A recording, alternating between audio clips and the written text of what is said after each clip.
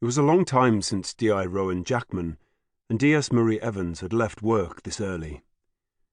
It was early May and the sunny afternoon showed every sign of continuing well into the evening. Marie was grinning broadly, like a truant schoolgirl. "I can't believe I'm finally doing this." "If you don't, my mother will never stop nagging me. She's tenacious, always has been." Jackman smiled. He had a great deal of love for his mother, who, after all, was the one responsible for his enduring fascination with horses. As long as a year ago, Harriet Jackman had asked Marie if she would like to try horse riding. Marie, an inveterate motorcyclist, had jumped at the idea. It offered the chance of a different kind of exhilarating ride. But life in the Fenland Constabulary was pretty frenetic, and it had got in the way. Now they were strolling down a dappled, tree-lined avenue, heading for the Jackman livery stables. Jackman noted the sun dancing on the pale green foliage of the silver birches and oaks. It gleamed and dazzled with an almost magical brilliance. How come he had never noticed this before? Was he just too busy? He was about to mention it to Marie when he saw her give a wave. Ahead of them, waiting at the gate, stood his mother, delight written over her face. "You made it at last!" Marie stepped up her pace, calling out a greeting. Jackman watched her, the sun lighting up her long chestnut-brown hair. He followed with a rare sense of contentment. It was quiet and warm, and two of his favourite people were happy to see each other. He let out a sigh. Peace was not something you often experienced at Salton-le-Fen police station. "Hi, Mum. Hope you've got some really feisty beast saddled up and ready. Mind you, if Marie rides a horse anywhere near as well as she rides that bike of hers, you'll never get rid of her." "She'll be very welcome." "Get rid of her, indeed." Harriet beamed at him. "Hello, son.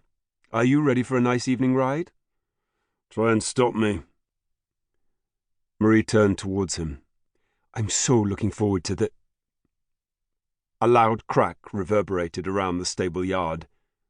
Marie stopped mid-sentence, a look of utter shock on her face. "Marie?" For a few seconds Jackman stood paralysed, watching in horror as a scarlet stain spread across Marie's blouse. Then she slowly started to collapse. Galvanised, he caught her before she hit the ground and gently laid her down. "Marie? No, Marie! Dear God!" He was vaguely aware of his mother on her knees next to them, hands at her face, eyes wide in horror. "Call 999, Mum. Now! Ambulance!" He held Marie, begging her to please be all right. But he had seen that strange, empty look before. He knew what it meant. As his mother shouted directions to the emergency services, Marie's body went limp. Her head drooped to the side. He howled her name over and over, but she lay still. His eyes filled, but then, through the blur of tears, he saw her stir, very slightly. He looked up. At the far side of the stables he saw a shape, the figure of a man. As he stared, the man held up a hand, waved at Jackman in a kind of salute, and melted away into the trees that surrounded the stables.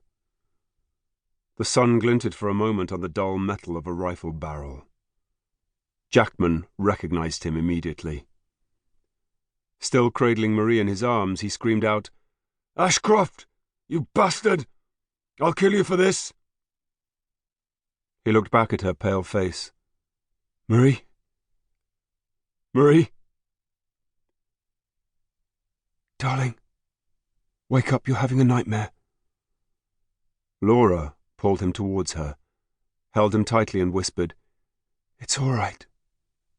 It's all right."